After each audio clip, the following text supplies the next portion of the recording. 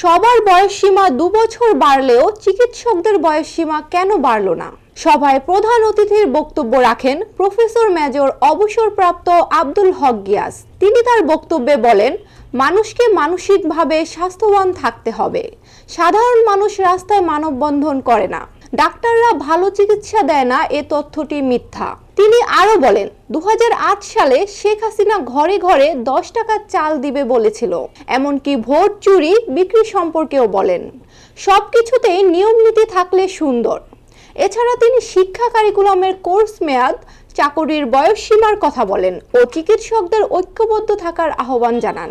Doctor Mobarak Hossain বলেন, BCS পরীক্ষায় সবার জন্য 2 বছর বয়স বাড়লেও চিকিৎসকদের জন্য বাড়েনি। তিনি সাংবাদিকদের মাধ্যমে তাদের দাবি সবার মাঝে পৌঁছাতে চান। তিনি আরো বলেন, 78 মাস বা 6.5 বছর সময় লাগে চিকিৎসকদের, যেখানে বাকিদের স্নাতক করতে সময় লাগে 4 বছর। এখানে চিকিৎসকদের সাথে বৈষম্য করা হচ্ছে। শুরুতেই তারা শাহবাগ অবরোধ করতে চায় না।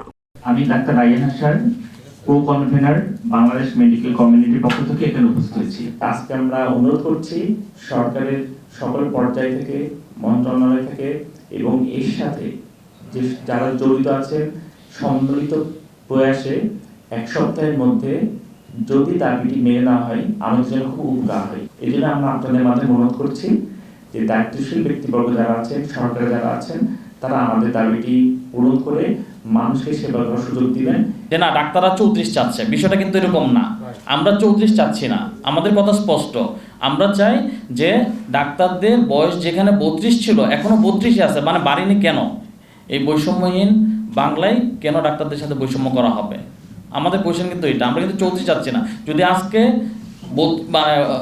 30 ছিল, আমাদের 32 ছিল, আমাদের এখন সবার জন্য 32 হয়েছে, আমাদের 2 বছর অবশ্যই বাড়বে। 2 বছর হওয়ার পর এটা কি 34 হবে না এটা 33 হবে 35 হবে, সেটা আমাদের ম্যাটার করে না। আমাদের স্পষ্ট বিষয়, আমাদেরকে আগে 2 বছর বেশি ছিল, এখনো আমাদেরকে সেই 2 বছরটা বাড়াতে হবে। 1 সপ্তাহের মধ্যে সরকারি প্রজ্ঞাপন জারি না করে তাহলে হয়তো বা ওই যে কথা আমি আগে বলছি যে না, বাংলাদেশে কোনো সহজ জিনিস আন্দোলন ছাড়া হয় না। আমাদের এই ছাড়া কিন্তু বিকল্প কোনো রাস্তা থাকবে না। আমাদেরকেও কিন্তু সেই আন্দোলনে নামতে হবে। আমরা যে বৈষম্য বিরোধীর কথা বলি, বৈষম্য এটা অনেক একটা এই বিগত 6 মাসে 8 মাসে এই শব্দটা যত বেশিবার ব্যবহার করেছে, মানে আর কোনো শব্দ এখন ব্যবহার করা হয়নি। এই বৈষম্য বিরোধী করতে হলে আপনার নিজের যে রিফর্ম করেন, আমাদের সকলের চিন্তা রিফর্ম করতে হবে। সেলফিশ হলে চলবে না। তোমরা যখন এখান থেকে 40 বছর হয়ে যাবে, আরেক ডাক্তারদের আরেকটা যে দাবি, সেই ক্ষেত্রে দেখা যাবে তোমাকে পাওয়া যাচ্ছে না। যেমন আজকে ভাতা বৃদ্ধির আন্দোলনে যারা ছিল তা আজকে নাই। আমি এটা জানি, আমি খুব ভালোভাবে জানি আমাদের ক্যারেক্টারিস্টিক কী।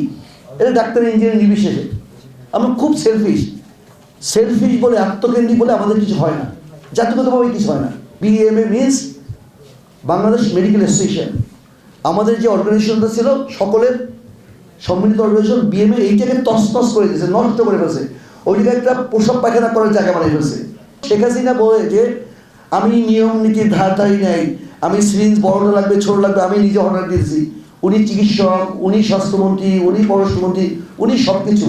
যে কারণে শেখ মুজিবের মেয়ে বাংলাদেশ থেকে পালাইতে হয়। শেখ মুজিবের মেয়ে তো বাংলাদেশ থেকে পালানোর কথা ছিল, বলেন, যিনি এই দেশটাকে স্বাধীন করে নেতৃত্ব দিয়েছেন। এত আকাম কুকাম করেছে যে পালাইতে বাধ্য হয়েছে। প্রসঙ্গক্রমে বলি, এই আকাম কুকাম যদি আরও কেউ করতে চায়, তাকেও এই ভাগ্য বরণ করতে হবে, এই পরিণত হবে তার। যে যখন এই 16 বছর মানুষ কথা বলতে পারে, কেউ বলতে পারে না। আপনারা কি সাগররুনির বিচার পেয়েছেন? পান নাই তো। সায়রা খাতুন থেকে শুরু করে সব স্বরাষ্ট্রমন্ত্রী বলছে বিচার হবে, বিচার আইনের অনুযায়ী হবে, হয় নাই। কাজে এখন এই সময় এসেছে, সবাই মন খুলে কথা বলবে এবং এই সরকার সেই স্পেসটা দিচ্ছে। কিন্তু অ্যাট দ্য সেম টাইম তাকে বুঝতে হবে, এখন অনেকেই কিন্তু সমন্বয় করেছে, ছাত্রলীগের বহু ছিল এখন সমন্বয় করেছে। কাজে তার যদি ইতিহাস ঘাটেন তাহলে বুঝতে পারবেন আপনি জিজ্ঞাসা করে সমন্বয় কে সমন্বয়ক নয়, কে সিউডো নায়ক, নট সমন্বয়ক। কাজে আপনাকে এইটা সকলকে বুঝতে হবে। বাংলাদেশের মানুষ পৃথিবীর প্রতিটি প্রান্তে যারা মানুষ রয়েছেন, এই স্বাস্থ্যসেবা হচ্ছে তাদের একটি মৌলিক অধিকার এবং বাংলাদেশের একটি মৌলিক এবং সাংবিধানিক একটি অধিকার। এই স্বাস্থ্যসেবা নিশ্চিতের জন্য রাষ্ট্র জনগণের নিকট দায়বদ্ধ।